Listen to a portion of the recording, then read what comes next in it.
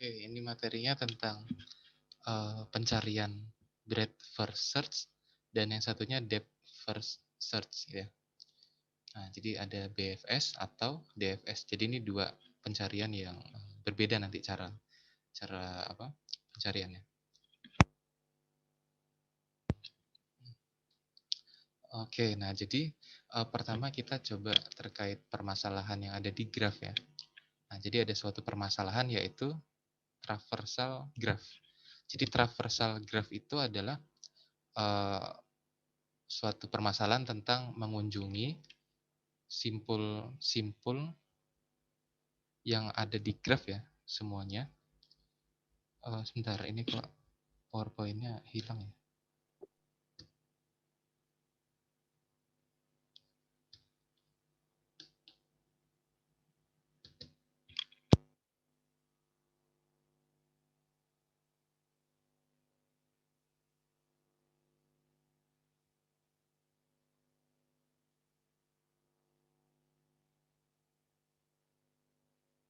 Oke, sebentar ya. Ini saya kalau buka PowerPoint agak agak lama ini ya. Mungkin saya apa? Convert dulu ya ke ini ya. Bentar. Oh, ini bisa. Oke. Nah, jadi traversal graph itu adalah suatu permasalahan bagaimana mengunjungi setiap simpul ya atau titik yang ada di graph itu terkunjungi semua gitu ya. Jadi bagaimana supaya bisa mengunjunginya, dan ini bisa secara sistematis ada dua pendekatan gitu ya, atau dua metode yang digunakan.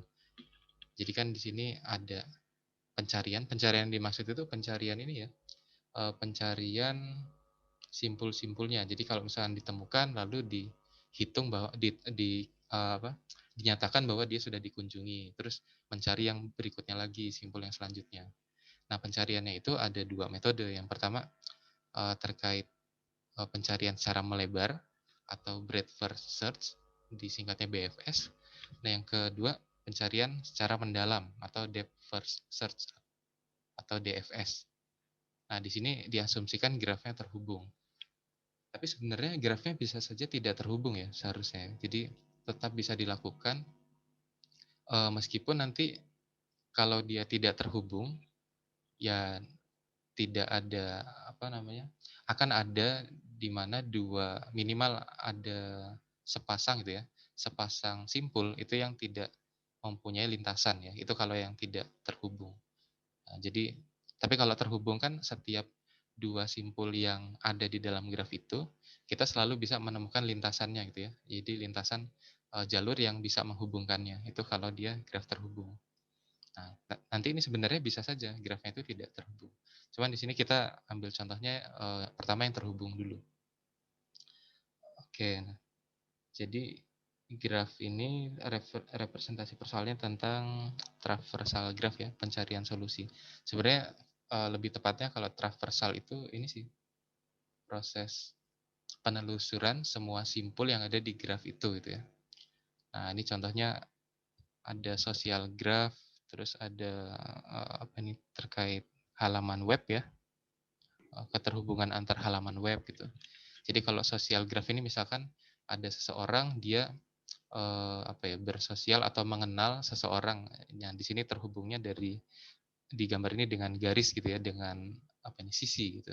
Jadi misalkan di tengah ini ada seseorang, kalau dia mengenal seseorang yang di sini dia terhubung garis gitu ya.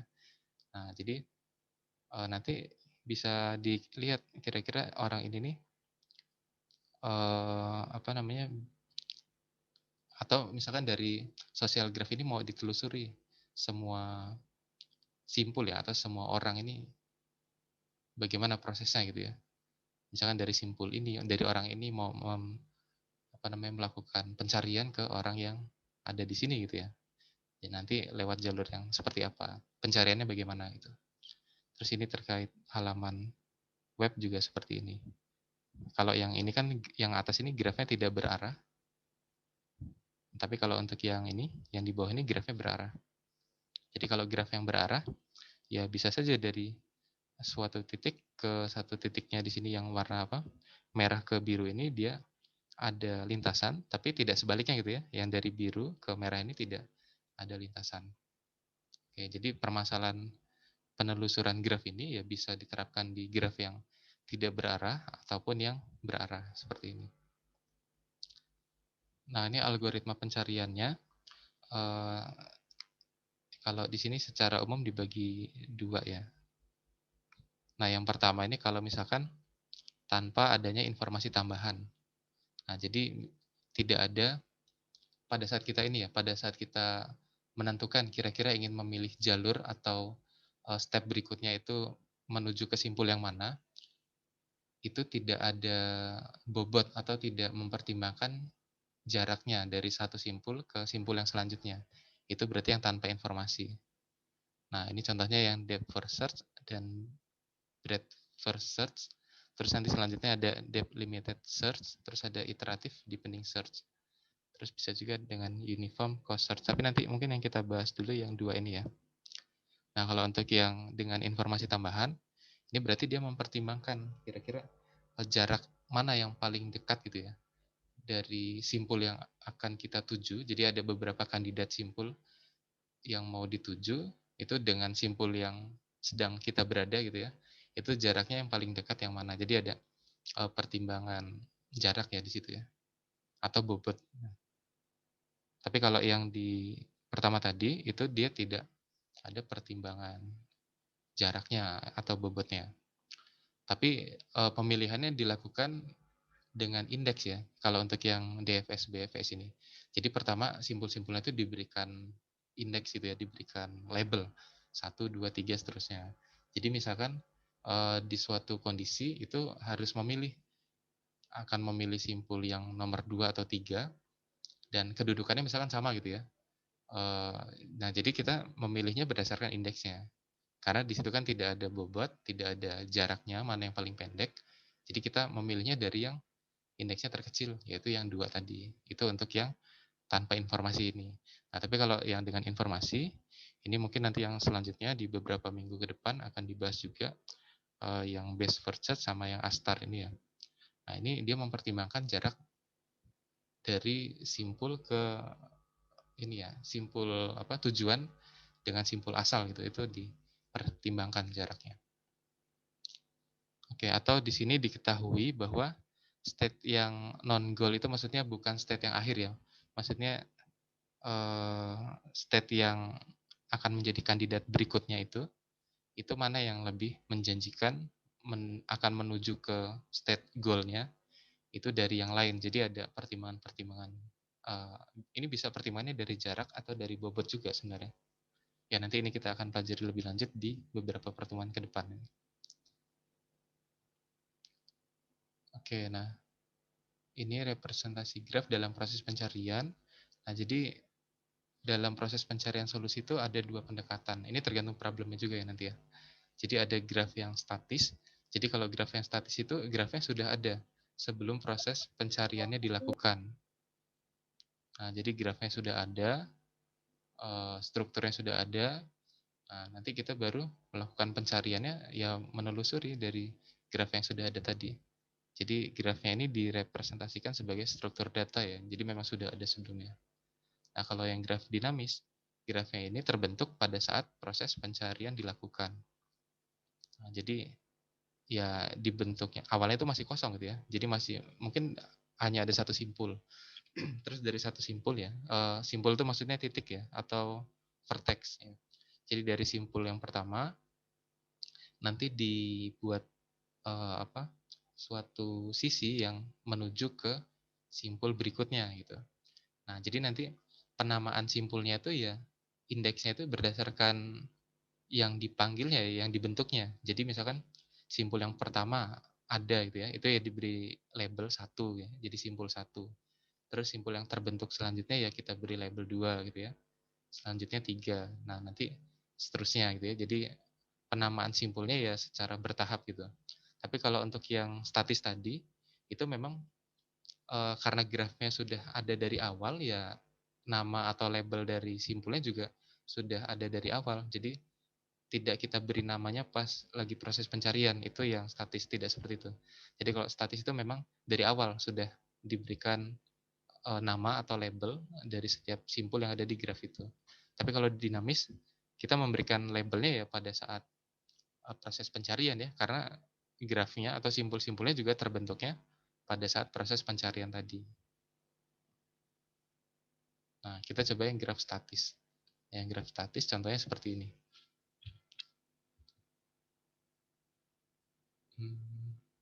Sebentar. Ada yang bertanya nggak nih?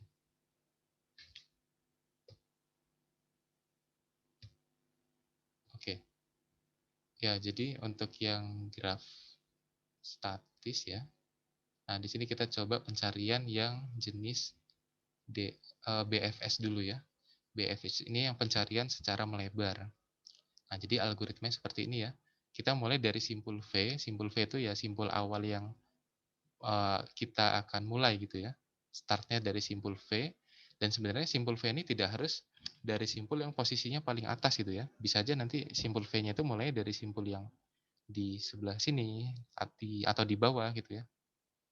Cuman di sini untuk mengilustrasikan ya, kita cobanya nanti dengan simpul yang nomor satu ini ya, yang paling atas.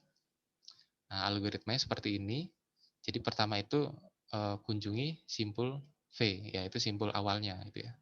Nah, setelah simpul V dikunjungi, maka akan mengunjungi semua simpul yang bertetangga dengan simpul V terlebih dahulu. Nah, jadi kalian perlu ingat definisi bertetangga itu yang apa? Ya, yang terhubung dengan satu sisi gitu ya. Nah, jadi misalkan di sini ada simpul satu, ya dia bertetangga dengan 2 sama 3 ya, karena ada sisi yang menghubungkan dari satu ke 2, terus satu ke 3 juga ada sisi yang menghubungkannya. Nah, jadi setelah misalkan simpul V-nya ini simpul satu ya, berarti setelah mengunjungi simpul satu, ya selanjutnya mengunjungi simpul 2 dan 3 gitu ya. Nah, kemudian untuk yang selanjutnya kunjungi apa ini? Simpul yang belum dikunjungi dan bertetangga dengan simpul-simpul yang tadi dikunjungi. Waduh, bingung gak nih?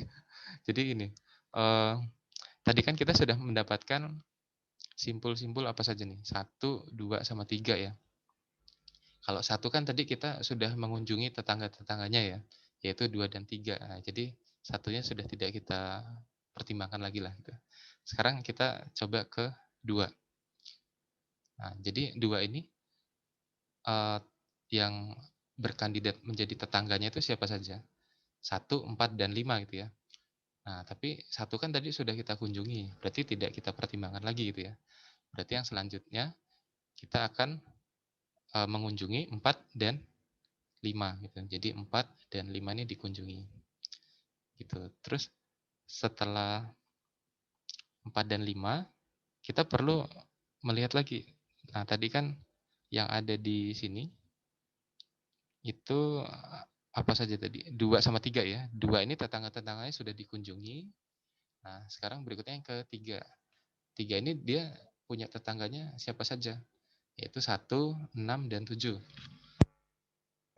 Nah, karena 1 ini sudah dikunjungi tadi ya, nah berarti yang akan kita kunjungi selanjutnya adalah 6 dan 7. Nah, begitu. Sebentar. Oh, sorry, bukan bukan ketiga ya, sorry. Jadi kita lihat dari sini. Tadi kan 2, sebentar.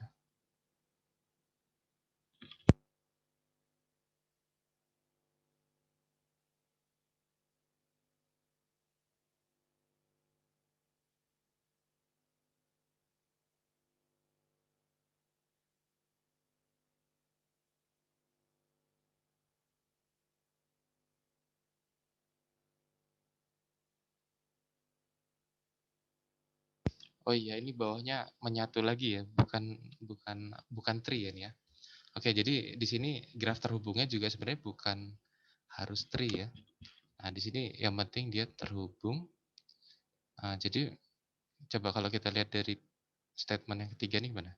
Kunjungi simpul yang belum dikunjungi dan bertetangga dengan simpul-simpul yang tadi dikunjungi gitu ya. Nah, berarti di sini kan 2 ya tadi ya.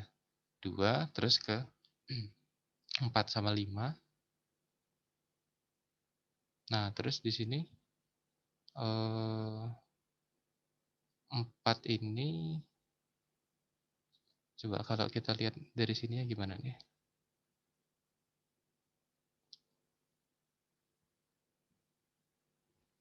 45.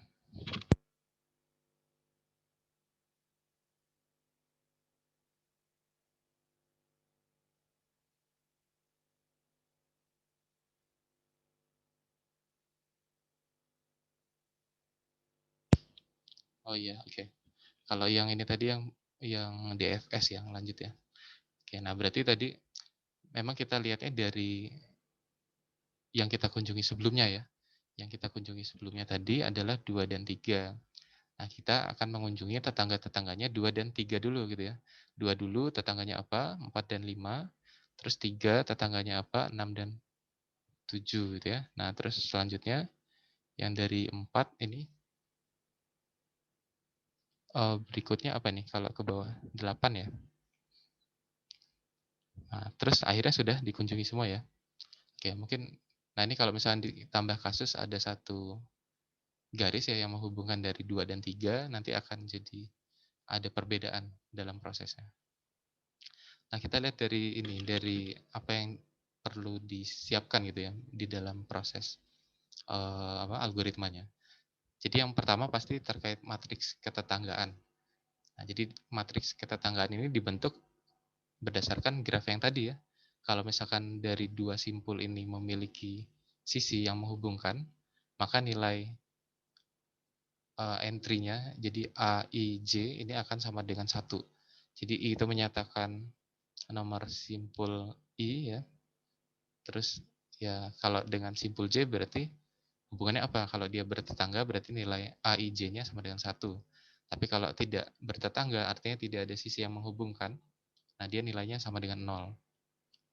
Nah, jadi ini matriks ketetanggaan ini untuk mengecek ada tidak gitu ya hubungan atau sisi gitu ya, sisi yang menghubungkan dua vertex I sama J. Nah, ini nanti kita pertimbangannya lihat dari matriks ini.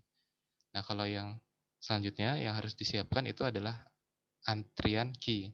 Jadi ini bisa kita bentuk dalam array gitu, yang gunanya untuk menyimpan simpul yang sudah dikunjungi dalam antrian ini gitu.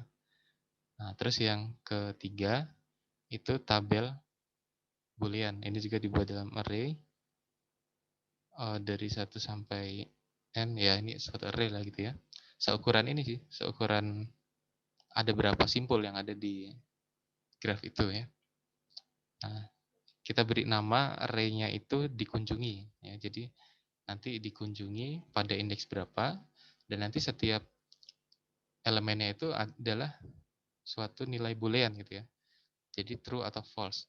Kalau misalkan dia sudah dikunjungi, artinya sudah kita telusuri gitu ya di simpul itu, nanti kita akan beri nilai true. Tapi kalau misalkan belum, berarti diberikan nilai false. Jadi awalnya sebelum kita melakukan pencarian, itu ini kita inisiasi dengan false semua. Setiap elemen yang ada di ini array ini. Nah, jadi nanti secara bertahap dalam proses penelusurannya, mulai dari yang awal, nanti kita ganti dengan true, terus nanti kalau menelusuri simpul selanjutnya kita ganti dengan true lagi, dan seterusnya. Jadi bertahap seperti itu.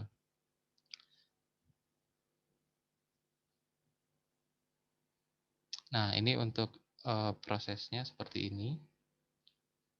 Untuk prosedur kodenya ya. Nah, jadi di atas ini ada prosedur pemanggilan BFS-nya ya. Oke, jadi awalnya kita mulai dari oke. Awalnya di sini kita mulai dari ini, dari simpul V, jadi simpul awal kunjungan. Terus nanti keluarannya itu semua simpul yang sudah dikunjunginya dicetak ke layar gitu ya.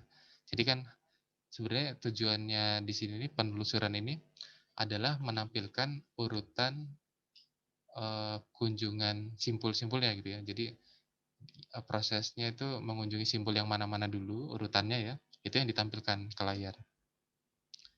Jadi outputnya seperti itu. Nah, di sini ada beberapa prosedur yang dideklarasikan. Ya, yang pertama ini terkait prosedur di antriannya ya, buat antrian. Nah, di sini dalam key, jadi tadi kita buat suatu array yang digunakan untuk antrian. Nah, awalnya ini karena belum kita isi apapun, jadi kita, inisiasi dengan kosong ya di sini ya, atau di sini diisi nol. Nol itu di bagian ininya saja, apa, paling kiri, indeks paling kirinya. Jadi kepala key ini maksudnya yang indeks paling kiri di dalam array itu.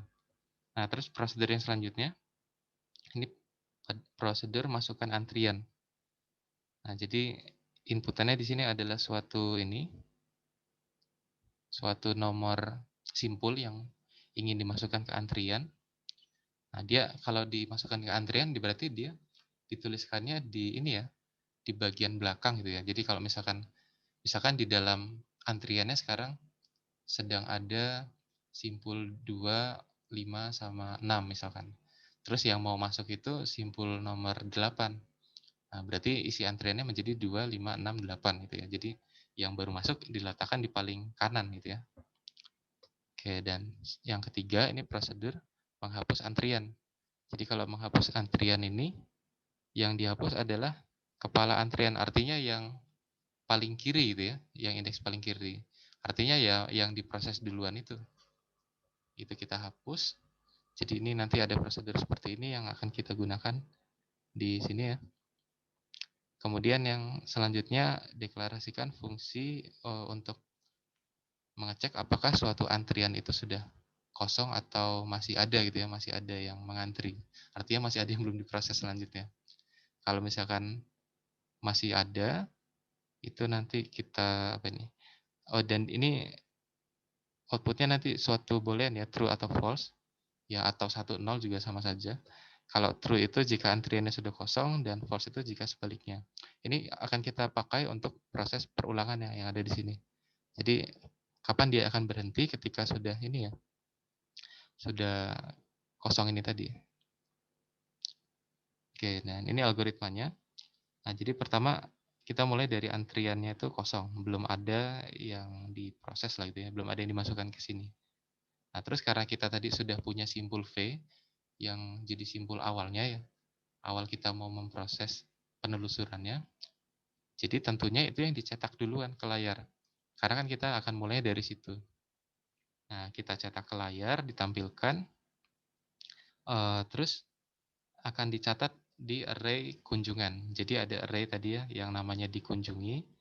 Jadi pada indeks V itu berarti nomor dari simpulnya tadi, itu nilainya kita isi true. Karena tadi kan array dikunjunginya itu eh, yang boolean ya, apa namanya, variabelnya itu boolean. Nah, jadi kita beri true artinya ya dia sudah dikunjungi. Nah, selanjutnya masukkan antrian.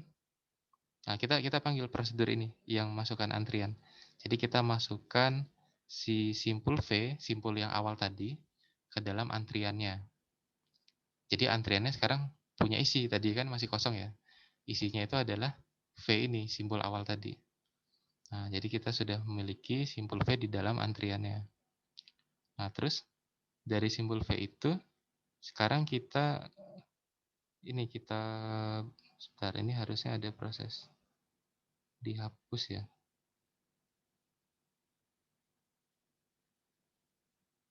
Oh ya, pertama dicek dulu si antrian sekarang kosong atau tidak. Kan sekarang tidak kosong ya, karena sudah ada V di dalamnya kan. Nah, karena sudah ada V di dalamnya, tidak kosong, sekarang kita hapus antrian yang yang paling kiri ya. Jadi tadi kan key itu kan suatu array antrian. Nah, yang paling kiri itu apa? Ya V itu sendiri ya, karena kan cuma ada V saja. Jadi yang awalnya kosong diisi V. Nah, yang paling kiri kan ya V itu sendiri kan. Nah, itu kita hapus. Nah, terus kita bangkitkan simpul-simpul yang bertetangga dengan V. Nah, jadi tadi setelah kita hapus, kita simpan informasi juga ya.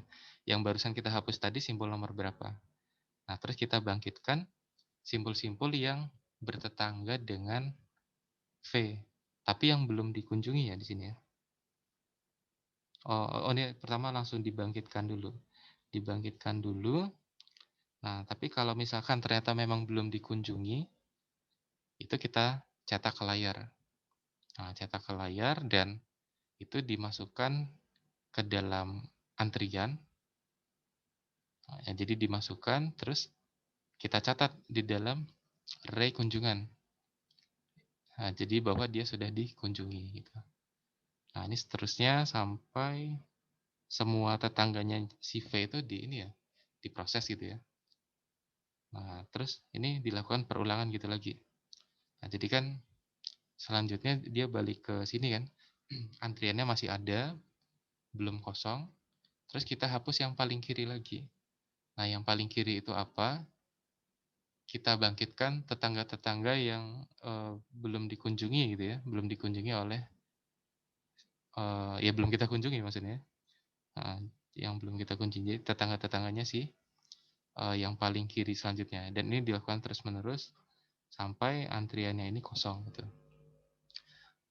Oke, mungkin kalau pakai contoh ini supaya lebih enak ya. Nah, jadi awalnya seperti ini. Tadi kita mulainya dari V ya.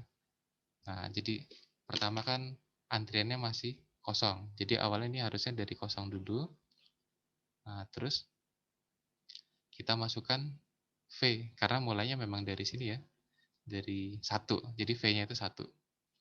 Nah, terus satu ini tadi kita ini sih, kita urutannya sih sebentar. Kalau di sini berarti antara dihapus dulu atau dicatat bahwa dia sudah dikunjungi ini sebenarnya nggak masalah sih ya ketukarnya. Tapi kalau saya tadi kalau berdasarkan pseudocode yang di sini ini tadi dihapus dulu ya berarti ya. Oh di sini dikunjungi dulu kalau di sini ya. Dikunjungi dulu, masuk antrian. Oh tapi sama yang bawah ini berbeda ya. Oh, ini tidak konsisten sebenarnya. Oke mungkin kalau kita hapus dulu juga nggak masalah sih ya. Nah jadi di antrian sini yang paling kiri ini kan satu. Kita hapus dulu. Mana tadi? Kita hapus dulu terus dibangkitkan ininya, tetangganya. Nah, kalau dibangkitkan tetangganya ini berarti kita munculkan 2 dan 3. Terus T-nya ini kita catat gitu ya. Kita catat pada indeks ke 1 gitu, pada indeks 1 seperti ini. Oke, mungkin supaya seragam saya coba tuliskan urutannya di sini deh. Nah, tadi itu gini kan. Awalnya deklarasi antriannya kosong, terus masukkan simbol awal, mulai dari mana? Uh, Mungkin ikuti ini dulu, tuliskan simpul ke layar, tandai simpul sudah dikunjungi. Oh ya mungkin harusnya gini tadi itu ketukar ya, yang di pseudokodenya ya. Nah jadi ditandai dulu simpulnya itu sudah dikunjungi. Jadi ini artinya kan uh, pada array yang namanya tadi apa dikunjungi satu, ini kita buat true gitu kan. Ini proses penandainya kan ini kan dengan mengganti nilai ini yang tadinya false jadi true gitu. Artinya sudah dikunjungi. Terus baru masukkan simpul ke antrian. Oke, mungkin dibuat gini aja ya. Itu kalau misalkan urutannya di sini, yang di pseudokodenya di sini kan tadi dikunjungi dulu, terus baru dihapus ya di sini. Kalau kita tadi gimana? Hmm,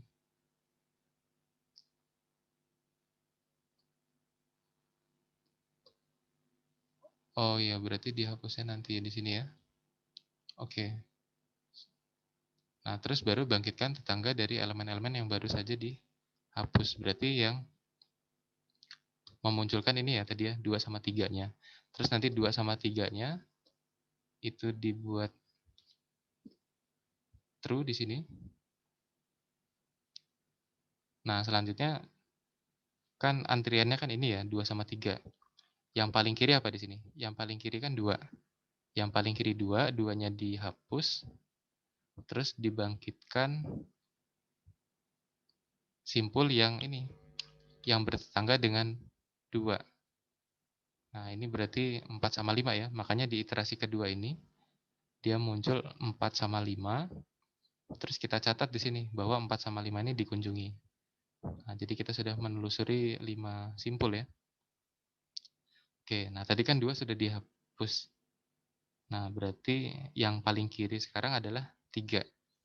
Nah, terus 3-nya ini kita hapus, sehingga setelah 3 dihapus, kita bangkitkan. Kita bangkitkan simpul-simpul yang bertetangga dengan 3. Yang bertetangga dengan 3 yang belum dikunjungi itu ya, yaitu 6 sama 7. 6 sama 7 itu kita catat di sini. Nah, terus kita masuk ke proses selanjutnya, yaitu dengan cara menghapus yang paling kiri lagi ya.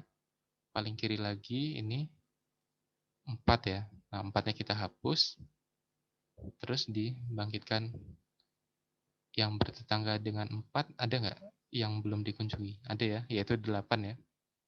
Kalau 2 kan tadi sudah dikunjungi, jadi nggak perlu kita tuliskan lagi. Nah, jadi 8 dia muncul di sini, sehingga kita catat di sini bahwa 8 dikunjungi. Nah, seterusnya sampai antriannya ini kosong.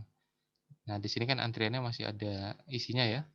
Yang paling kiri di sini 5, kita hapus, terus kita bangkitkan yang bertetangga dengan 5, dan dia juga belum dikunjungi. Ternyata udah nggak ada lagi ya, jadi tidak ada yang dibangkitkan lagi. Jadi antriannya menjadi 6, 7, 8. Terus yang paling kiri lagi sekarang adalah 6. Nah, 6 ini kita hapus, terus kita bangkitkan simpul yang bertetangga dengan 6 tapi yang belum dikunjungi. Tidak ada, sehingga jadi 7, 8. Seterusnya ya, ini juga seperti itu, yang paling kirinya 7 dihapus, terus dibangkitkan simpul yang bertetangga dengan 7 yang belum dikunjungi tidak ada, sehingga jadinya tinggal 8 gitu ya. Nah, terus 8 ini kan tinggal sendiri, berarti yang paling kiri ya dia sendiri juga ya. 8-nya dihapus, terus bangkitkan yang bertetangga dengan 8. Sudah tidak ada lagi ya yang bertetangga dengan 8 yang belum dikunjungi ya, sehingga tinggal kosong ya untuk antriannya. Nah, jadi seperti itu. Oke, nah jadi prosesnya seperti itu. Mungkin tadi yang agak apa bingung itu karena ini ya, urutannya ya. Jadi mungkin kalau saya buat per umum itu seperti ini saja tadi ya. Jadi kan tadi urutannya itu kita mulai dari hapus sih sebenarnya. Jadi mulai dari hapus elemen, mana tadi ya? Oke, mungkin di sini pertama kan ini coba saya zoom ya.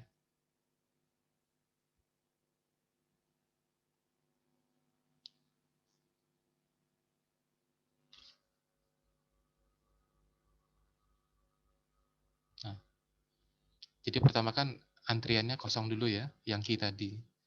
Terus kita masukkan simpul awal, yaitu V tadi ya, mulainya dari mana. Terus V-nya kita buat ke ini. Bentar, kalau kita ngikutin aturan yang ini berarti gimana tadi? Tuliskan simpul ini itu setelah dia dibangkitkan ya. Setelah dibangkitkan dan dimasukkan ke antrian ya tadi ya.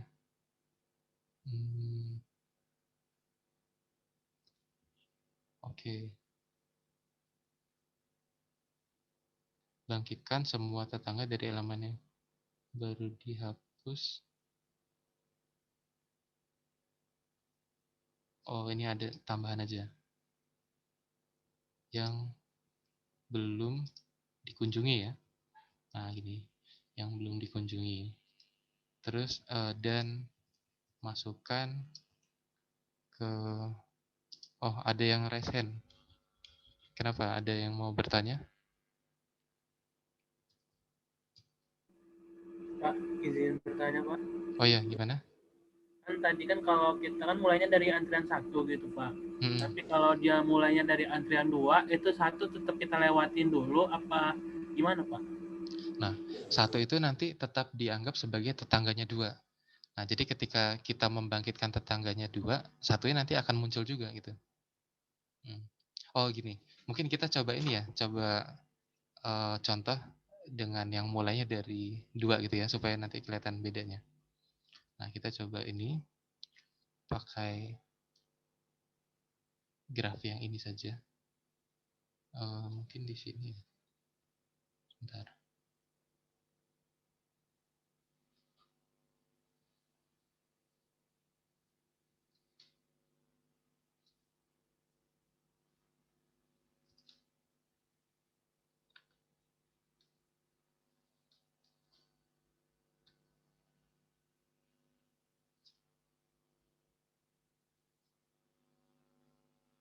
Sebentar, tadi belum di ini.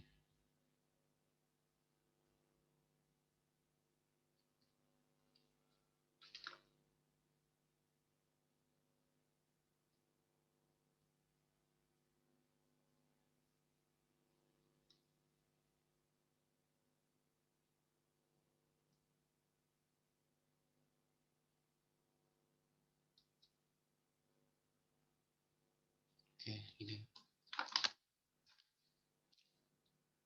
Nah, kita coba ini ya, kita mulai dari 2 coba ya. Nah, kalau kita mulai dari 2, berarti kan kita punya V-nya itu 2. Terus kita punya antriannya, atau kita buat sama seperti di sini nih, ada iterasi, V, Q, sama dikunjungi ya. Ini berarti iterasi, terus di sini apa tadi? V-nya, berarti V itu ya kita mulai menelusuri apa gitu ya, tahapan penelusurannya. Terus ini antriannya Q, terus ini yang dikunjungi tadi, dikunjungi.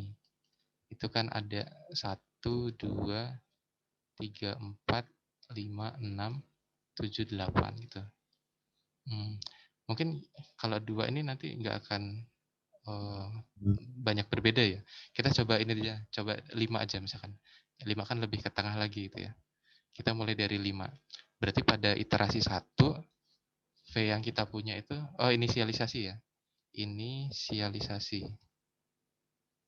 Kalau inisialisasi di sini tadi, ini sudah langsung diklaim true ya. Oke, berarti di sini V-nya 5, antriannya di sini masih kosong harusnya ya. Bentar, ini inisialisasi harusnya, oke.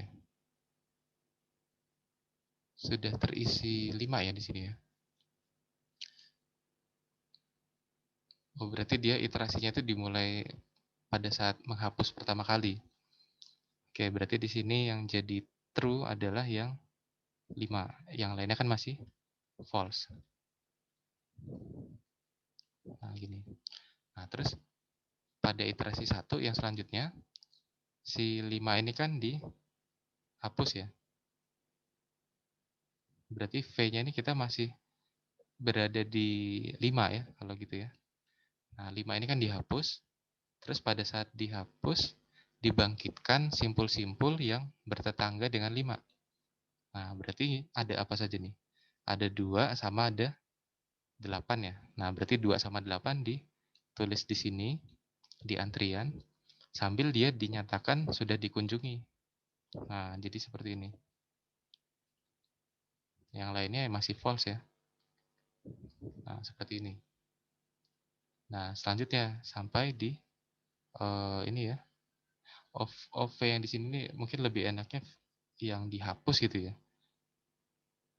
Coba kalau kita sesuaikan, ya itu yang dihapus sebelumnya sebenarnya. Ya ini V yang di sini menyatakan yang dihapus sebelumnya. Oke, berarti kalau misalkan yang selanjutnya, iterasi selanjutnya, berarti yang dihapus selanjutnya adalah yang paling kiri kan? Sebenarnya menentukan mana yang paling kiri atau kanan itu, kalau di sini kan tadi kita bangkitkan 2 sama 8. Kenapa 2 yang letaknya di sebelah kiri? Itu urutannya berdasarkan indeksnya saja. Nah, jadi karena di sini kan tidak ada pembobotan sisi ya. Jadi urutannya ini kita berdasarkan indeksnya saja. Jadi bukan 8,2 tapi 2,8. Nah, artinya yang kita hapus selanjutnya adalah yang 2. 2-nya kita hapus. Nah, penandanya ditulis di sini 2-nya. Terus berarti kan antrian yang selanjutnya di sini kan 8. Nah, tapi dilanjutkan dengan yang akan masuk selanjutnya. Jadi yang bertetangga dengan 2, tapi yang belum dikunjungi. Artinya yang masih false di sini. Nah, yang bertetangga dengan 2 yang belum dikunjungi itu adalah 1 sama 4 ya. Nah, makanya di sini 1, di sini 4. Gitu. Sehingga udah nggak ada lagi ya kan 1 sama 4 ya tetangganya ya. Nah, sehingga di sini satunya jadi true. Terus ini kan tadi 2 sudah true ya. 3-nya masih false. Nah, 4-nya tadi ini jadi true. Tadi 5-nya sudah true. 6-nya masih false. 7 masih false. 8 sudah true. Nah, jadi seperti ini. Nah, ini yang kita dapatkan di iterasi kedua. Terus iterasi yang ketiga selanjutnya, lihat di antriannya. Yang paling kiri di sini adalah 8. 8-nya kita hapus. Terus kita bangkitkan di sebelah kanan ya, artinya yang di belakang gitu ya. Itu simpul-simpul yang bertetangga dengan 8, yang belum dikunjungi. Nah, yang bertetangga dengan 8 kan ada 4, tapi 4 ini sudah ada di sini ya, jadi nggak perlu kita tulis lagi kan.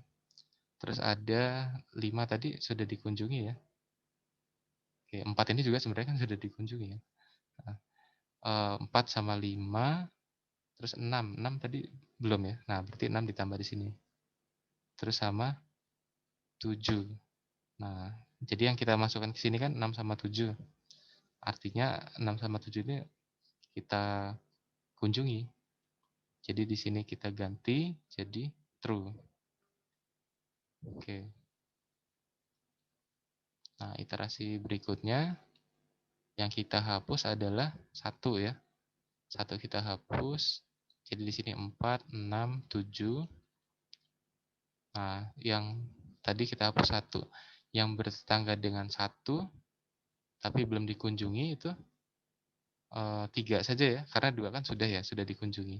Jadi kita masukkan ke sini 3. Nah, 3-nya kita klaim dia sudah dikunjungi. Jadi kita ganti dengan true. Dan kalau di sini kelihatan sih memang sudah true semua ya. Nah, tapi kan ini prosesnya kita lanjutkan sampai antriannya kosong. Nah, ini bisa kita tuliskan saja. Berikutnya yang dihapus adalah 4. Antriannya jadi 6, 7, 3. Waktu kita tadi menghapus 4 itu, dilihat sebenarnya ya, ada nggak tetangganya 4 yang belum dikunjungi. Nah, tapi kan sudah semua ya. Jadi kita tidak apa? Tidak ada yang kita ubah lagi gitu. Dari false menjadi true ya, ini sama lah ini ya, jadi masih seperti ini. Terus iterasi berikutnya kita hapusnya 6.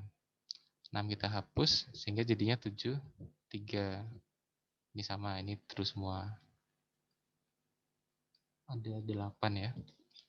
Terus yang ketujuh, ini 7 yang kita hapus, tinggal ada 3. Ya, ini sebenarnya tinggal ditulis saja ya. Seperti ini. Terus yang kita iterasi selanjutnya menghapus 3, nah dia jadi kosong. Jadi sudah berhenti di sini. Nah, jadi untuk mulainya dari mana itu bisa tidak harus satu ya, bisa aja yang simpul yang di tengah gitu ya.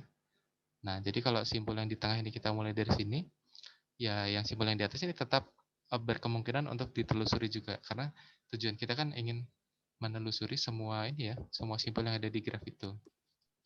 Nah, andaikan grafnya juga tidak terhubung, jadi misalkan terdiri dari 2 bagian gitu, itu kita bisa juga menelusurinya. Jadi misalkan ada, oh tadi di sini ada tambahan ya. Nih, jika tidak ada yang terbangkitkan, artinya misalkan di suatu sini gitu ya, tidak ada yang dibangkitkan, tapi masih ada yang belum dikunjungi gitu ya. Jadi sini sudah tidak ada yang dibangkitkan gitu. Misalkan jadi kosong gitu ya, tapi masih ada yang belum dikunjungi. Nah, itu nanti kita bangkitkan yang bernomor indeksnya paling kecil dari yang belum dikunjungi itu. Itu kalau dia yang tidak terhubung ya. Tapi itu di luar dari pseudokode yang ada di sini tadi, karena di sini kan ini untuk yang terhubung. Nah, jadi kalau misalkan untuk yang tidak terhubung itu ditambahin prosedur ini nanti ya. Oke. Nah, seperti itu ya. Nah, ini untuk yang BFS. Oh, ini ada juga nih. Seperti ini ya ilustrasinya.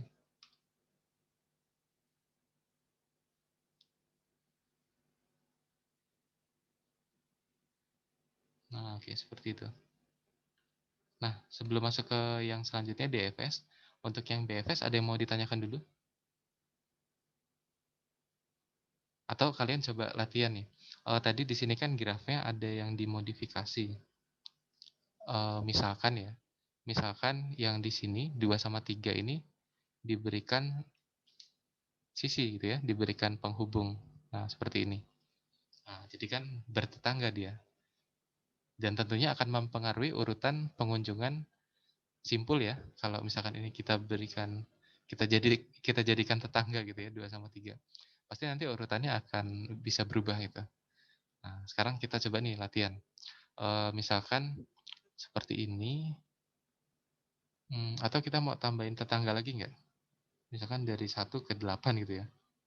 Oh, atau ini aja deh, 2 sama 3 aja kita tambahkan, tapi kita mulainya tidak dari 5. Misalkan mulai dari berapa? Dari 3 misalkan ya. Mulai dari 3. Nah, kira-kira proses ini seperti apa nih, proses ini. Jadi nanti kalian diminta untuk menuliskan ini, tahapannya nih, iterasinya nih. Nah, jadi proses penelusurannya atau pengunjungan simpulnya itu seperti apa. Nah, coba kalian kerjakan, ininya grafnya seperti ini, terus untuk V-nya sama dengan 3. Nah, proses apa namanya ini, traversal graph ya. Traversal tadi itu artinya pengunjungan setiap simpul yang ada di graf itu. Dan ini proses traversalnya dengan BFS. Nah, ini seperti apa? Coba dibuat. Oke, nanti yang bisa ditampilkan ya. Nah, seperti ini.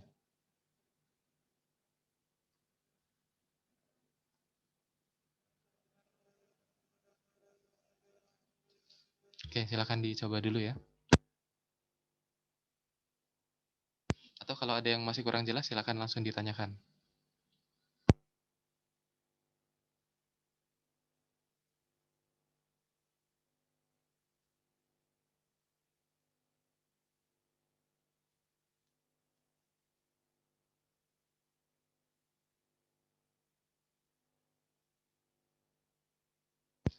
Oke, mungkin saya kasih waktu 5 menit ya.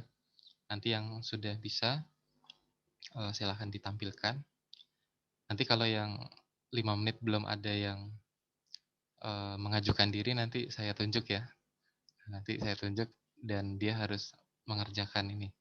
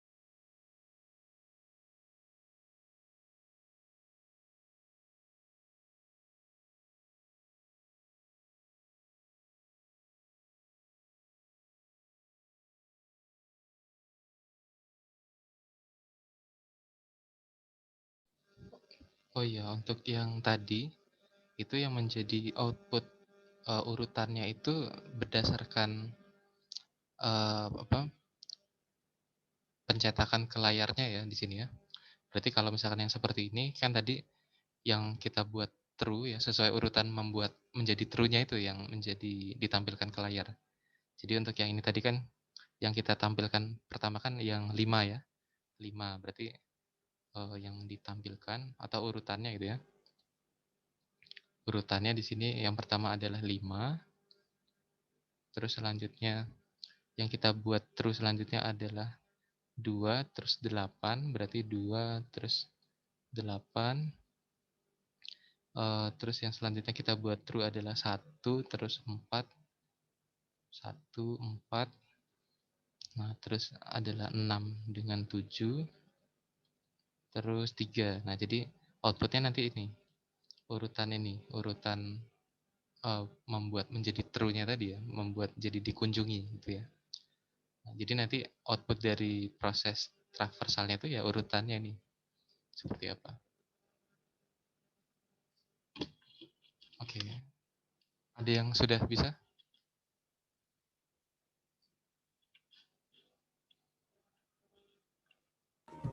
Boleh izin menjawab tidak, Pak? Oh ya, boleh. Siapa ini? Apri, Pak. Siapa? Apri? Iya, Pak Apri, Pak. Oh ya, boleh. Silakan Apri ditampilkan nanti saya gantian share ya.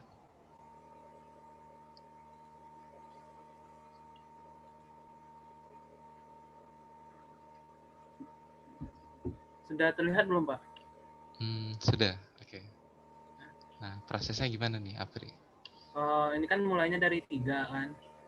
Dia Mm-mm. inisialisasi 3, dia true. Terus dia 3-nya kita hapus, dia Hapus. apa sih manggil 1 dan 2.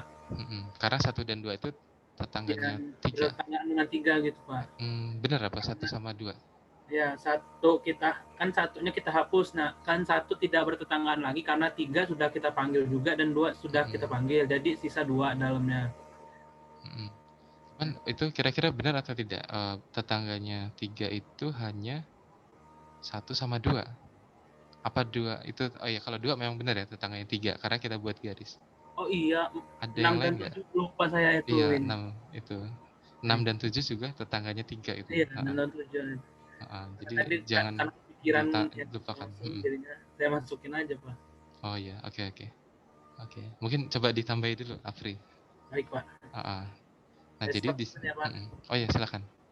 Nah, jadi di dalam membangkitkan tetangganya, kita juga perlu membangkitkan seluruhnya gitu ya.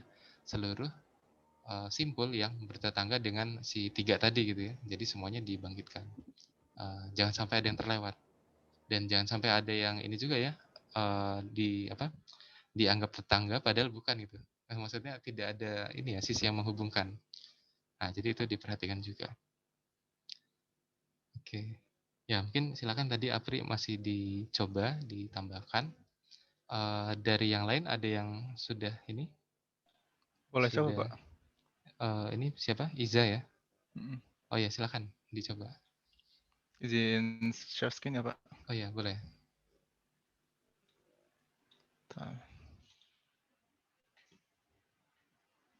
Kelihatan nggak, Pak?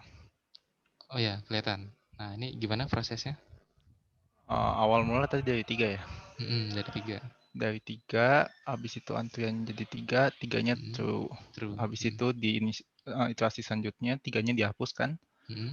Di mana sampingnya itu 1, 2, 6, 7 Tetangganya ya? ya? Ya, betul.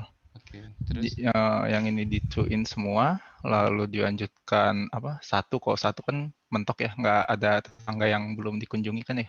Oh iya, Makanya di sini nggak ada penambahan, jadi penghapusan 1 aja. Ininya nggak ada perubahan. Habis itu 2-nya dihapus, di tetangga 2 ada 4 dan 5. Makanya 4 dan 5 di-true-in, habis itu lanjut penghapusan 6, di 6 tetangganya ada 8. 8 dijadiin true, habis itu sisanya tinggal penghapusan. Penghapusan sampai dia kosong ya? Iya. Oke, betul. Nah, berarti kalau untuk outputnya, berarti hasil dari pencariannya itu yang mana berarti? Urutan kamu membuat true-nya berarti ya tadi ya?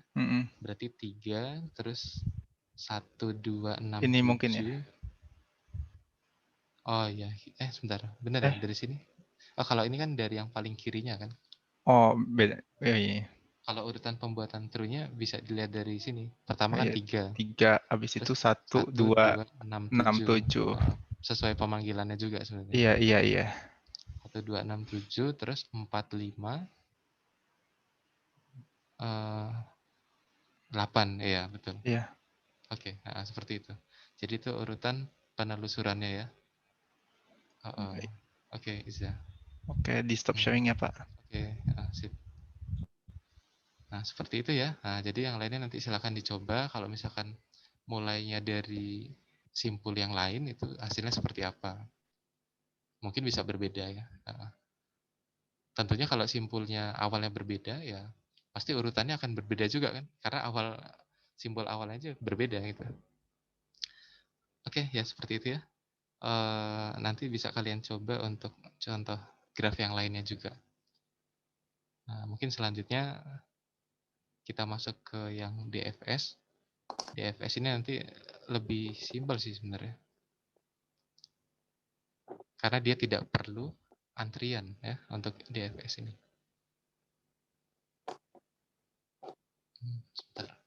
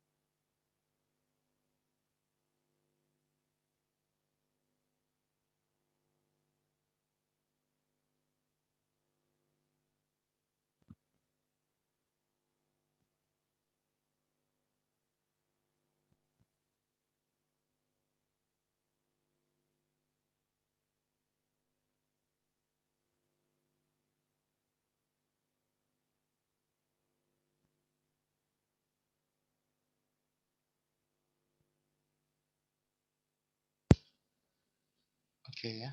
Nah, seperti ini ya. Nah, jadi ini untuk yang DFS. Nah, ini. Jadi DFS ini dia penelusurannya itu secara mendalam. Nah, tadi kalau yang breadth first search kan dia melebar ya.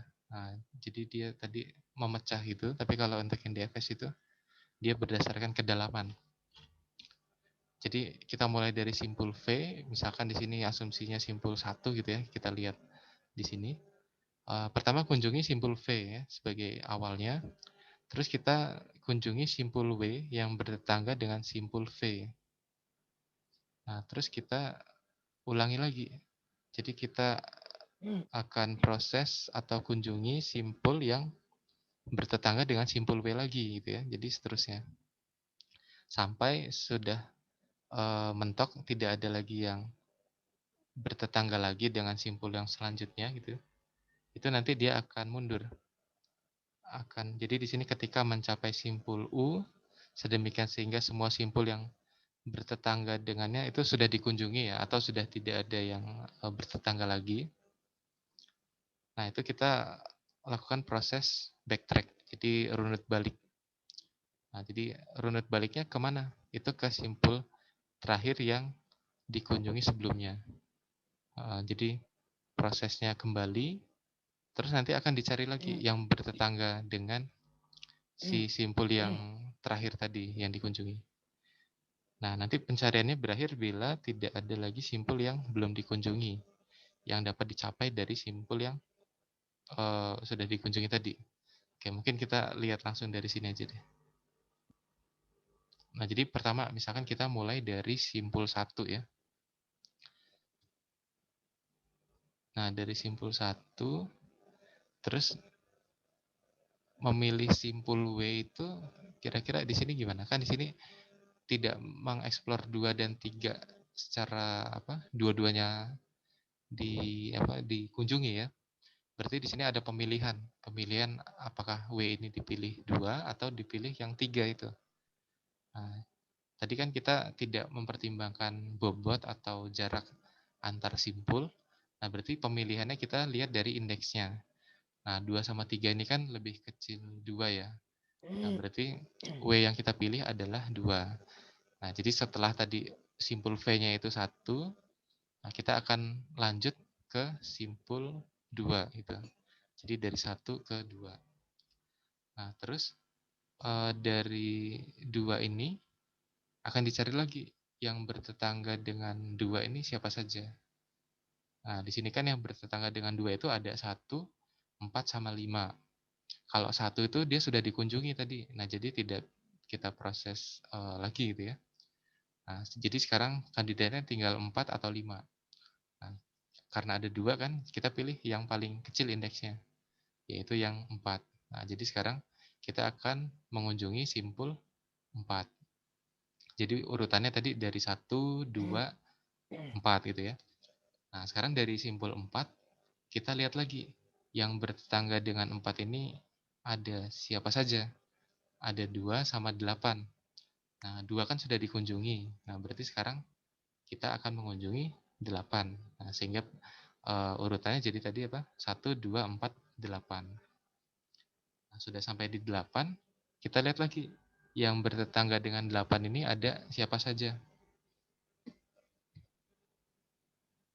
Ternyata ada 4, 5, 6, sama 7. Ya, itu kan yang bertetangga dengan 8 ya. Nah, kalau 4 tadi sudah dikunjungi, jadi tidak bisa kita proses lagi. Nah, yang ada yang masih memungkinkan yaitu 5, 6, sama 7. Nah, kita pilih yang paling kecil, yaitu 5. Ya, jadi sekarang kita dapatkan 5. Sehingga urutannya tadi jadi apa? 1, 2, 4, 8, 5 ya. Itu urutan penelusurannya. Nah, oke. Terus jadi tadi kan kita terakhirnya di 5 ya. Nah, di 5 itu kita cari lagi yang bertetangga dengan 5 yang juga belum dikunjungi itu apa saja, masih ada atau tidak gitu ya. Ternyata yang bertetangga dengan 5 ini kan 2 sama 8 ya. 2-nya sudah dikunjungi, 8 juga sudah dikunjungi gitu ya. Nah, berarti artinya di sini kita harus melakukan proses runut balik atau backtrack tadi. Nah, jadi kita nggak bisa melanjut lagi kalau dari 5 gitu ya. Tidak bisa menelusuri simpul yang belum dikunjungi lagi. Nah, jadi kita harus mundur, backtrack. Nah, jadi dari 5, mundurnya kemana? Mundurnya itu ke simpul yang sebelum kita mendapatkan 5 tadi. Nah, berarti simpul ke 8 tadi ya, simpul nomor 8. Nah, jadi kita backtrack, mundur ke simpul 8. Nah, terus kita lihat lagi, simpul apa yang bertetangga dengan 8 yang belum dikunjungi. Tentunya tinggal 6 sama 7, karena tadi kan 5 sudah ya, 5 sudah kita kunjungi. Nah, jadi tinggal 6 sama 7, terus kita pilih salah satu lagi, yang paling kecil indeksnya ya, yaitu yang nomor 6. Nah, jadi dari 8 ini kita ke 6. Nah, jadi urutan penelusuran simpulnya tadi 1, 2, 4, 8, 5, 6. Oke. Sebenarnya kalau alurnya memang dari 8 ke 5 terus ke 8 lagi ya. Tapi itu sebenarnya proses backtrack-nya ya. Tapi kalau yang kita cetak ke layar itu yang ini ya. Kalau yang berulang ya tidak kita tuliskan 2 kali seperti itu. Oke, nah tadi kita terakhirnya sampai di 6 ya. Terakhir sampai di 6. Terus kita lihat lagi nih.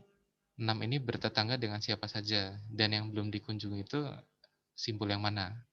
Ternyata bertetangga dengan 3 dan 8 dan yang belum dikunjungi itu 3 ya. Nah, jadi dari 6 kita akan berkunjung ke 3 gitu. Nah, sehingga proses penelusurannya sekarang jadi apa? 1, 2, 4, 8, 5, 6, 3 gitu. Nah, sudah sampai 3, kita coba lihat lagi yang bertetangga dengan 3 ini dan yang belum dikunjungi ya. Ternyata tinggal 7 ya. Nah, jadi kita menuju ke 7. Kita berkunjung ke 7, terus kita lihat lagi nih, ada nggak di sini yang bertetangga dengan 7 yang belum dikunjungi. Nah, ternyata sudah tidak ada ya. Nah, di sini ada catatannya nih. Pencarian ini berakhir bila tidak ada lagi simpul yang belum dikunjungi. Nah, tadi kalau kita sudah sampai di nomor 7, ternyata semuanya sudah dikunjungi ya. Artinya berakhirnya di situ. Gitu. Jadi proses yang DFS seperti itu. Dan di sini kita tidak memerlukan antrian ya, karena dia akan apa tadi? Kembali tadi ya ketika tidak ini ya, apa? Tidak menemukan simpul yang memungkinkan untuk dikunjungi selanjutnya. Atau misalkan kalau memang sudah dikunjungi semua ya stop di situ gitu ya, di sini. Sudah dikunjungi semua. Oke. Dan ini algoritmanya seperti ini. Nah, jadi ada prosedur DFS-nya itu mengunjungi seluruh simpul di graf ya dengan algoritma ini ya. Jadi pertama masukkan V-nya, simpul awal kunjungan, terus keluarannya simpul yang dikunjungi itu dituliskan ke layar. Nah, algoritmanya seperti ini. Pertama tuliskan V itu ke layar, dicetak gitu ya. Terus di ini diubah statusnya. Jadi V ini ya, indeks V pada array dikunjungi ini dibuat jadi true karena ini defaultnya sama ya seperti BFS ya. Jadi awalnya itu array dikunjungi ini isinya false semua, artinya memang belum mulai dikunjungi ya. Nah, jadi ketika di sini kita cetak V-nya, itu kita ubah statusnya menjadi true. Oke, nah terus selanjutnya kita lakukan perulangan. W dari 1 sampai N. Nah, kalau misalkan apa ini? A sama W ini 1, artinya ini menggunakan ini ya, matriks ketetanggaan. Jadi kalau misalkan V-nya tadi indeksnya berapa, koma W itu tadi kan yang diambil dari 1 sampai N ya, ini dilakukan perulangan. Kalau dia sama dengan 1 ini artinya dia terhubung ya, jadi bertetangga. Jadi kalau misalkan dia bertetangga, maka dan dia belum dikunjungi gitu ya, bertetangga dan belum dikunjungi, maka akan diproses pemanggilan ini nih, prosedur DFS-nya. Yaitu apa nih? Kita inputkan si W ini sebagai simpul yang dikunjungi gitu ya berarti ya. Yang dikunjungi dan akan dituliskan ke layar gitu. Nah, seperti itu. Tapi kalau di sini di algoritma ini dia tidak dilihatkan proses ini ya, backtrack-nya ya, atau runut baliknya. Nah, runut baliknya itu ketika sudah tidak ada lagi gitu ya. Jadi ketika apa? Di sini nih tidak ada yang bertetangga dan dia tidak dikunjungi. Jadi sudah dikunjungi semua. Nah, itu ada di sini harusnya ada proses runut baliknya. Oke, nah ini untuk yang ilustrasi tadi pakai graf yang tadi, tapi untuk yang DFS. Nah, jadi awalnya seperti ini, mulai dari DFS 1 ya, ini berarti simpul 1, karena kita mulai dari V sama dengan 1. Dari V sama dengan 1, kita ubah array dikunjungi pada indeks 1 menjadi true. Karena awalnya kan tadi masih false semua. Jadi true. Nah, terus kita berikutnya berkunjung ke mana? Nah, ini berkunjungnya ke tetangga yang ini nilai apa namanya? Nilai indeksnya terkecil ya. Karena di sini kan sebenarnya ada 2, yaitu indeks nomor 2 dan 3. Seperti yang tadi juga, jadi kita pilihnya yang indeksnya paling kecil, yaitu 2. Sehingga yang selanjutnya dikunjungi adalah 2. DFS 2. Nah, pada DFS 2, iterasi selanjutnya, berarti kan nilai V-nya ini jadi 2 sekarang. Nilai V-nya 2, kemudian 2-nya diubah statusnya menjadi true. Dikunjungi pada indeks kedua ini jadi true. Karena kita sudah ya mengunjungi si 2 gitu ya. Nah, selanjutnya memilih lagi. Kira-kira mana yang akan kita kunjungi selanjutnya. Nah, berarti tetangga yang ini ya, berapa nih? sisian gitu ya, yang terhubung dengan 2 dan yang belum dikunjungi juga. Kalau 1 kan tadi sudah. Nah, yang memungkinkan adalah 4. Nah, makanya di sini DFS-nya 4. Selanjutnya, iterasi berikutnya berarti V-nya 4, terus dikunjungi 4 jadi true. Nah, terus DFS-nya 8 ya. Jadi kita pilih yang belum dikunjungi dan yang bertetangga yaitu 8. Terus DFS 8 yaitu V-nya 4, dikunjungi 8 tadi jadi true. Terus yang kita pilih selanjutnya adalah 5 yang memungkinkan dan yang paling kecil indeksnya. Jadi 5. Nah, selanjutnya di sini 5 ya. DFS 5 dikunjungi 5 jadi true. Oke, nah di sini ada proses runut baliknya ya di sini ya. Di sini yang dipilih adalah 6. Sebenarnya ini di sini ditulis DFS 6 juga nggak masalah nih, sama saja sebenarnya. DFS 6, terus selanjutnya ya berarti 6 ke 3, terus 3 ke 7, 7 sudah true ya, dan ini sudah true semua. Nah, terus tinggal dituliskan urutan simpulnya seperti ini. 1, 2, 4, 8, 5, terus dia backtracking ke sini jadi 6, terus 3, terus 7 gitu. Gitu. Jadi kalau untuk yang DFS lebih ini ya lebih simpel sebenarnya. Jadi dia nggak perlu nggak perlu antrian ya, seperti itu. Nah, ini ada ilustrasinya nih dari 1 ke 3 ke 7, terus dia kembali, terus 6, 2, 4, 10. Nah, kembali, terus 2 ke 8, kembali, nah situ gitu. Akhirnya semuanya sudah ditelusuri ya, seperti itu. Nah, ini juga 1 ke 2 ke 3 ke 4, kembali, terus ke 5, 6, 7, terus kembali, terus ke 8, terus kembali ke atas, terus ke 9, 10 gitu ya. Nah, itu urutannya seperti itu.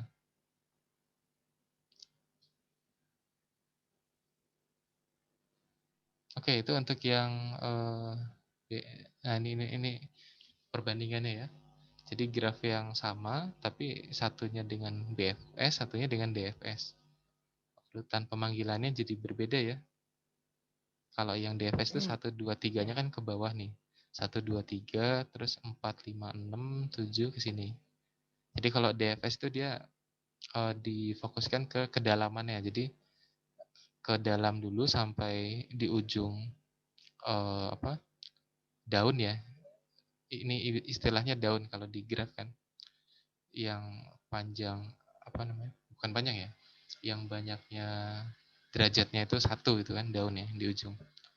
Terus dia kembali sampai ke atas ya di sini ya, sampai 1 lagi, terus dia masuk ke yang berikutnya. Tapi kalau untuk yang BFS dia menyebar gitu ya. Jadi dari 1 ke 2, 3, 4, terus ke tingkatan berikutnya 5-nya di sini, 6, 7, 8 dan seterusnya. Oke, itu terlihat ya ilustrasi perbedaannya antara DFS dengan BFS. Nah, ini untuk contoh lain kalau di graf yang berarah seperti ini. Oke, jadi kalau graf yang berarah itu pemilihan kandidat yang jadi simpul kunjungan selanjutnya itu dilihat dari ini, berdasarkan arahnya juga. Jadi kalau ada yang mengarah ke sana, berarti itu berkandidat untuk jadi tujuan simpul selanjutnya gitu. Tapi kalau tidak ada ya tidak kita pilih gitu ya. Misalkan di sini BFS nih dari 1 ya. Dari 1 ini kalau BFS kan kita daftarkan ya kemungkinannya ada apa saja yang bisa dikunjungi selanjutnya, yaitu 2 sama 4 gitu ya. Makanya di sini 2 terus 4. Terus dari 2 ini ternyata nggak ada yang bisa ini ya keluar gitu ya, panahnya dari 2 ya. Dari 4 juga tidak ada. Nah, berarti ini kita selanjutnya apa? Kalau seperti ini. Jadi kita pilih simpul yang belum dikunjungi dan yang berindeks paling kecil selanjutnya, yaitu indeks nomor 3. Nah, jadi sekarang kita mulai dari 3. Nah, dari 3 dilihat lagi 3 ini bisa menuju ke simpul yang mana saja. Dia bisa ke 5, bisa ke 7. Ya, dilihat dari arah panahnya. Nah, 5 sama 7. Jadi itu sesuai urutan indeksnya juga. Berarti selanjutnya 5 terus 7. Oke, terus 5 sama 7 kan. Dan 5 ini sudah ada apa nih? 5 masih ada yang bisa dituju ya? Oh, ternyata masih bisa ya. Bisa ke 6 ya. Bisa ke 6, bisa ke 7, tapi 7 tadi sudah kita kunjungi, berarti selanjutnya yang 6. Nah, sehingga nanti kita dapatkan ya prosesnya seperti ini, hasilnya seperti ini untuk yang DFS. Untuk yang DFS itu berarti ditelusurinya mendalam. Jadi tadi 1, 2, terus dari 2 di sini ada nggak yang lanjutnya? Tidak ada. Kalau tidak ada, dari 2 balik ke sebelumnya yaitu 1, 1 bisa meneruskan yaitu ke 4. Nah, 4 ada nggak yang meneruskan lagi keluar? Tidak ada kan? Nah, kalau tidak ada, tapi ini kalau kita balik ke 1 lagi, nggak bisa ada jalur lagi kan? Nah, berarti kita memilih yang indeks berikutnya yang belum dikunjungi, yaitu 3. Nah, dari 3, ini kita pilih yang mungkin dia kemana? Ke 5 bisa, 7 bisa. Nah, kita pilihnya ke yang indeks paling kecil, yaitu ke 5. Nah, terus dari 3 ke 5, 5 masih mungkin nggak untuk mengunjungi yang selanjutnya? Masih mungkin ya, ternyata 6. Nah, terus 6 masih mungkin nggak selanjutnya? Ternyata kalau dari 6 dia kembali lagi ke 3 yang mungkin. Nah, tapi kan 3 sudah kita kunjungi, jadi kita kembali. Ya, jadi dari sini kita mundur ke 6, terus 6 nggak ada jalur lagi kan, jadi kita mundur ke 5. Nah, dari 5 ini dia ke 7. Nah, sehingga terlihat di sini perbedaannya pas di bagian akhir ya. Nah, di sini kalau DFS dia terakhirnya 5, 6, 7, kalau yang BFS di sini 5, 7, 6. Oke, jadi berdasarkan apa tadi pemilihannya tadi ya. Kalau misalkan DFS itu dia mendalam, tapi kalau BFS itu dia menyebar tadi. Oke, seperti itu ya. Nah, ini untuk graf yang tidak terhubung seperti ini. Nah, jadi bisa saja. Jadi kalau misalkan yang di sini sudah ditelusuri semua, ini kan ada 2 bagian ya grafnya ya, yang di dalam sama yang di luar. Misalkan kalian mulai dari yang A gitu ya. Mulai dari A, ternyata yang di dalam ini sudah ditelusuri semua. Berarti untuk yang selanjutnya, itu kalian menelusuri simpul yang berindeks paling kecil, yang belum dikunjungi. Berarti ya di antara simpul G, H, I, J ini, kalau misalkan urutannya berdasarkan alfabet ya berarti yang kita pilih adalah yang G. Setelah dari yang di dalam sini sudah dikunjungi semua ya. Nah, berarti kita pilih yang G, terus ya kita lanjutkan prosesnya seperti yang tadi. Gitu ya. Ini nanti silakan kalian coba sendiri ya untuk yang ini. Nah, ini penerapannya untuk BFS DFS di citation map. Ya, jadi ini untuk citasi suatu karya ilmiah ya seperti ini ya di referensi ini. Jadi kalau kita lihat, nah ini misalkan dari satu tulisan satu artikel, dia merujuknya ke artikel yang sebelumnya gitu ya. Nah, jadi nanti artikel yang sebelumnya dia merujuknya ke yang sebelumnya lagi. Jadi bisa ngelihat keterhubungannya, dan ini grafnya berarah ya karena kan kalau A merujuk B kan berbeda dengan B merujuk A ya. Jadi ini berarah grafnya. Ya, ini salah satu penerapannya. Jadi di sini kita juga bisa ngelihat ini ya, proses penelusurannya. Misalkan kalau mulai dari yang di sini gitu ya, nanti urutan penelusurannya seperti apa gitu. Terus ini di pencarian informasi di web spider ya seperti ini. Nah, berarti di sini dia pakainya yang apa? Menggunakan graf yang statik ya. Sebenarnya grafnya sudah ada, tapi kita telusuri berdasarkan kata kunci yang tadi kita inputkan di sini ya. Nah, ini halaman web dimodelkan sebagai graf berarah. Ya tentunya berarah ya, karena satu halaman gitu ya, itu kan mempunyai link untuk menuju ke halaman yang selanjutnya. Jadi kalau misalnya ini diklik gitu ya, itu akan menuju ke halaman yang itu tadi. Jadi ada arahnya. Dan belum tentu yang halaman yang tadi kita tuju itu bisa kembali ke sini ya. Kecuali kalau misalkan memang ada arah baliknya ya. Seperti itu. Oke, terus ini juga ada terkait penelusuran folder. Dan ini lebih spesifiknya grafnya ini adalah tree. Karena tidak ada sirkuit ya kalau di folder ini. Jadi kalau kita sudah masuk ke folder yang terdalam itu tidak bisa kembali lagi ke folder yang lain gitu ya, yang sebelumnya. Nah, seperti ini. Ini graf dinamis. Nah, kalau graf dinamis ini simpul-simpulnya itu terbentuk pada saat kita melakukan proses pencarian. Nah, ini contohnya terkait permutasi ya, permutasi dari 3 karakter A, B, C. Nah, jadi awalnya itu kita punya himpunan kosong. Nah, terus bagaimana mendaftarkan semua kemungkinan permutasinya gitu ya. Nah, ini misalkan kita gunakan ya bisa BFS, bisa DFS juga di sini. Jadi bisa dua pendekatan yang tadi. Nah, jadi kalau di sini bagaimana proses pembentukan simpulnya ya, yang penting ya. Jadi awalnya kan kita punyanya kosong. Nah, jadi bagaimana supaya ini terbentuk? Nah, ini yang mencirikan pohon dinamis tadi. Jadi ada aturan bagaimana membentuk simpul yang selanjutnya. Nah, kalau di sini aturannya kita bisa lakukan kalau di sini dianggapnya string kosong, berarti kan penyambungan karakter gitu ya. Dari kosong disambung dengan A, sehingga menghasilkan simpul yang bernama simpul A gitu ya. Simpul A. Terus kalau untuk yang simpul yang di sini, itu kemungkinannya kalau disambungnya dengan karakter B. Jadi simpul B di sini. Nah, terus yang selanjutnya di sini adalah simpul C. Nah, simpul yang di bawahnya sini, nah di sini dia menggunakan aturan juga. Karena di sini permutasi, jadi kan tidak ada yang berulang gitu ya. Di sini asumsinya tidak ada yang berulang juga. Nah, jadi tidak ada A yang disambung dengan A lagi. Nah, jadi kemungkinannya kalau misalnya di sini sudah A, kemungkinannya tinggal disambung B atau disambung C. Jadi di sini simpul yang terbentuk adalah AB atau AC. Dan ini seterusnya sampai dia semua karakternya ini dimunculkan ya. Karena di sini kan permutasi.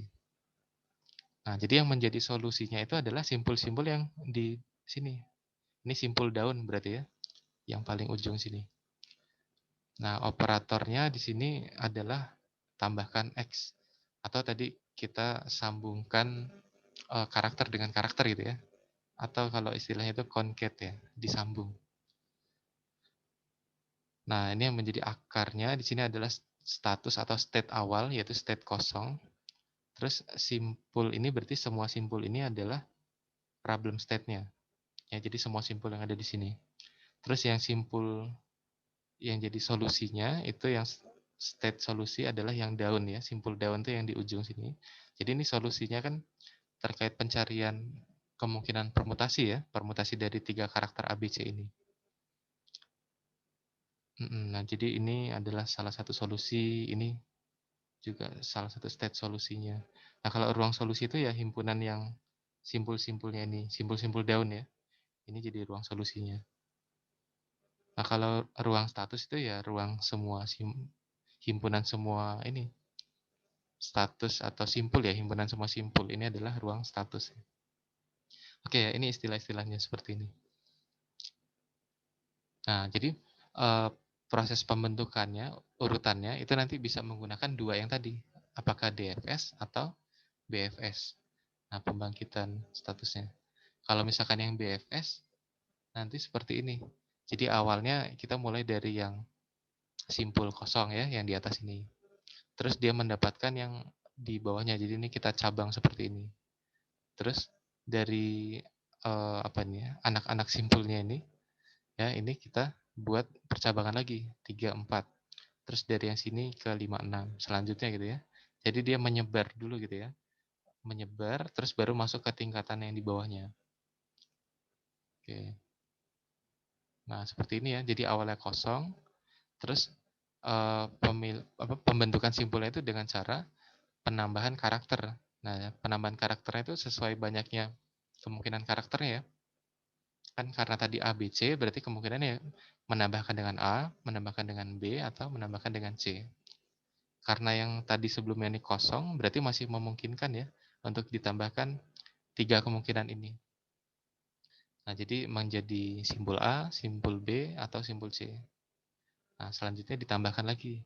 Kalau di sini sudah A, ternyata langkah yang memungkinkannya itu menambahkan B atau menambahkan C, sehingga dapatnya AB, AC. Nah, terus di sini, kalau misalnya di sini B, ini menambahkan A jadi BA, menambahkan C jadi BC, dan seterusnya ya, ini juga.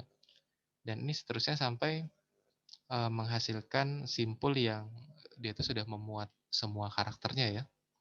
Di sini menambahkan C dan seterusnya. Jadi ini simpul solusinya yang di bawah.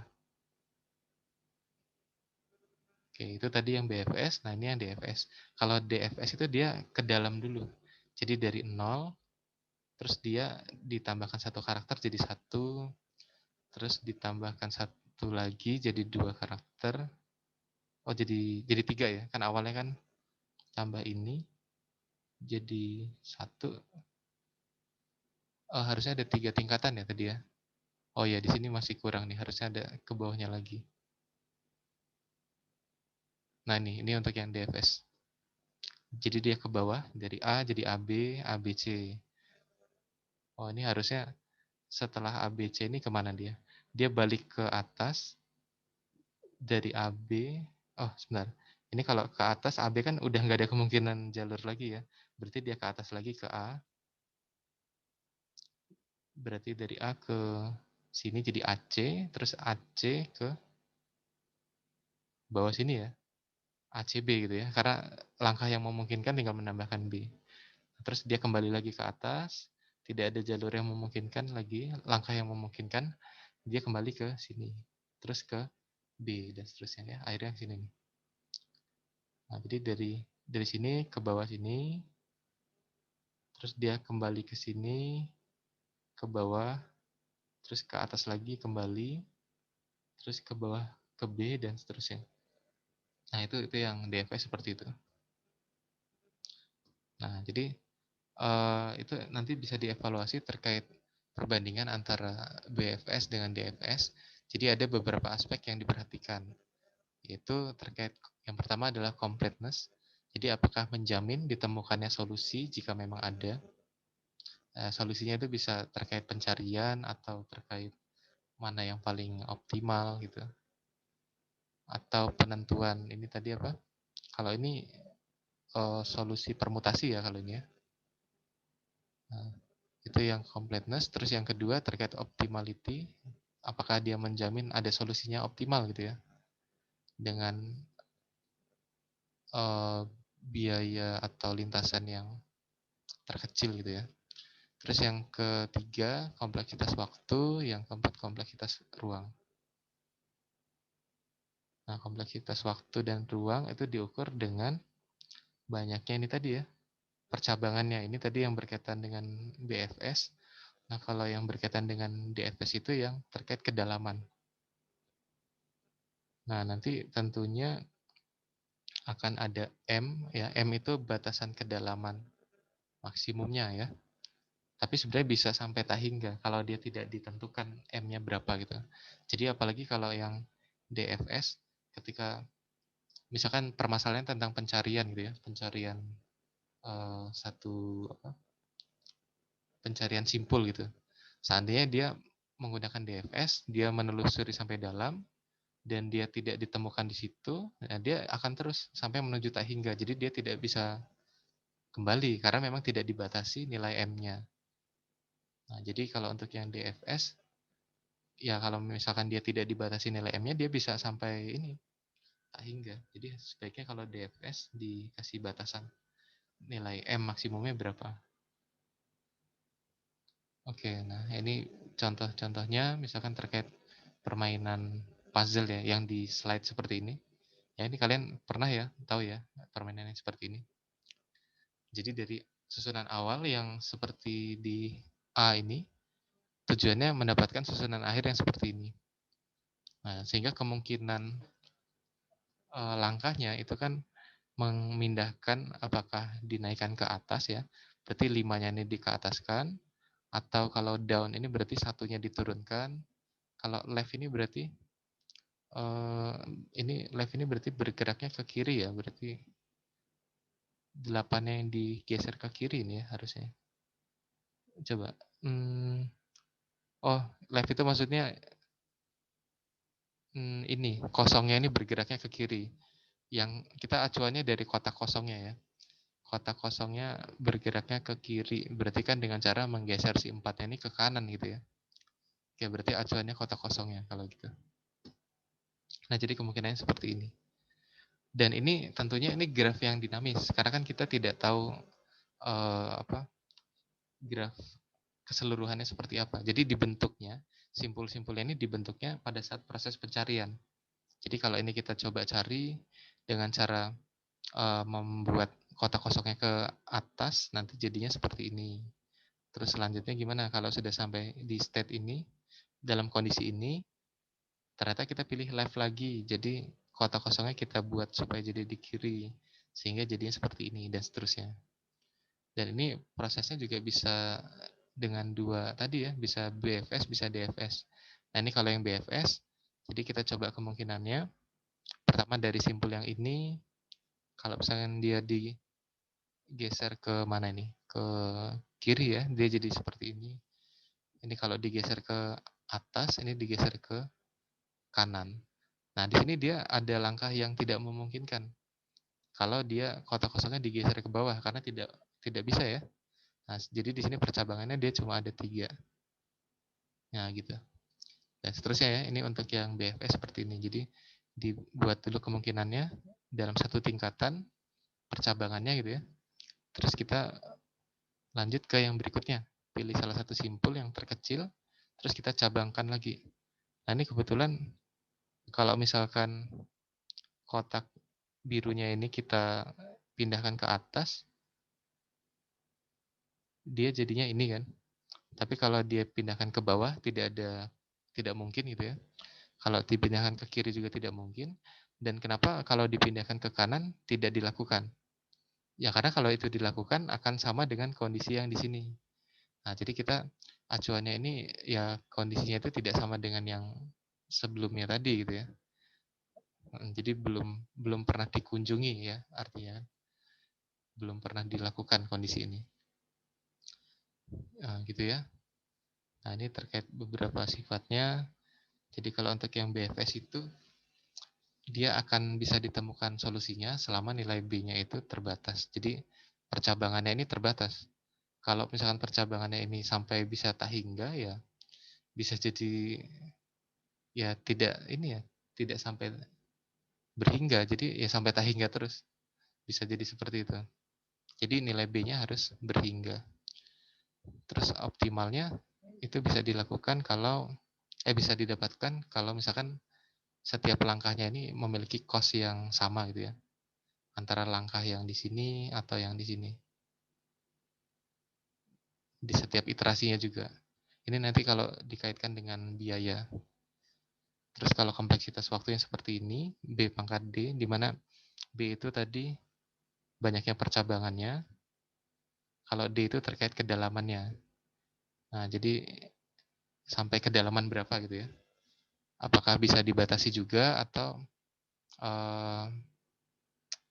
maksimum? Kalau maksimum sebenarnya ini bisa sampai tak hingga juga kedalamannya ya. Untuk yang BFS. Nah, tapi kalau BFS kan kita pencariannya melebar, jadi tidak fokus di satu anak simpul saja di sini saja gitu ya. Jadi kita prosesnya ke semua kemungkinannya dibuat diproses di sini setiap anak simpulnya, terus baru dicari percabangannya lagi di bawahnya ya. Nah ini kompleksitas waktunya seperti ini, kompleksitas ruangnya juga seperti ini karena ya dia melibatkan semua simpulnya tadi. Nah, dia kurangnya di kompleksitas ruang. Tapi kalau untuk yang DFS, dia kompleksitas ruangnya lebih baik karena di setiap tingkatannya itu tidak harus semua simpulnya itu dipecah gitu ya atau ditelusuri. Jadi bisa aja tadi ke sini kan ke bawah. Nah, terus dia tidak harus memproses semua anak simpulnya sebenarnya.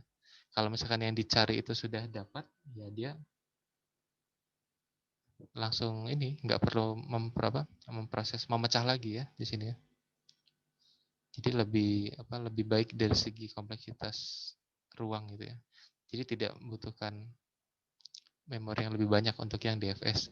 Cuman kelemahannya tadi ya, karena dia fokusnya di satu anak simpul. Jadi bisa saja nanti kalau tidak dibatasi bisa sampai tahing gitu. Oke, ya seperti itu ya. Itu untuk yang BFS DFS. Nah, ini mungkin untuk yang contoh-contoh selanjutnya ada beberapa contoh, silakan kalian coba baca saja.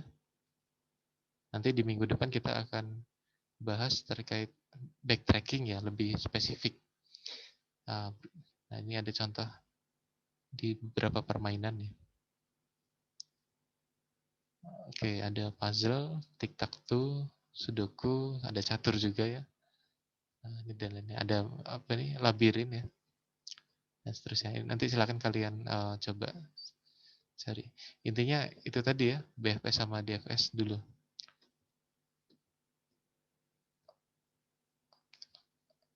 Oke. Ya, mungkin sampai sini ada yang mau ditanyakan dulu, silakan.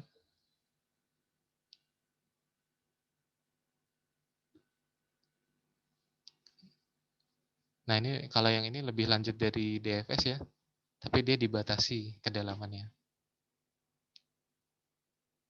Nah, terus kalau yang ini DFS juga, tapi kedalamannya itu nanti bertahap. Jadi kalau misalkan kedalamannya dibatasi sepanjang 1 misalkan, kedalamannya 1, dan ternyata belum ditemukan solusinya, maka ditambah lagi kedalamannya. Jadi kedalamannya itu ditambahkan secara iteratif. Itu yang IDS ya di sini ya, iteratif deepening search. Oke ya, mungkin seperti itu. Oke, ada yang mau ditanyakan dulu sampai sini? Atau sudah cukup kira-kira?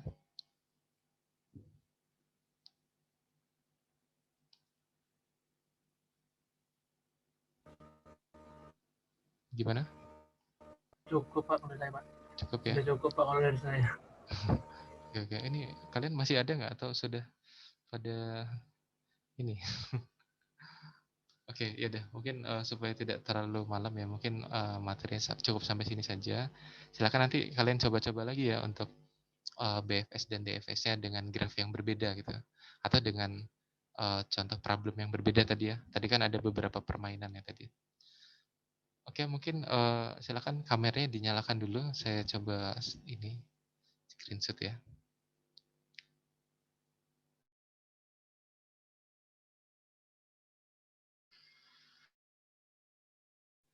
Wah, ini udah pada ngantuk semua ya, udah malam ya.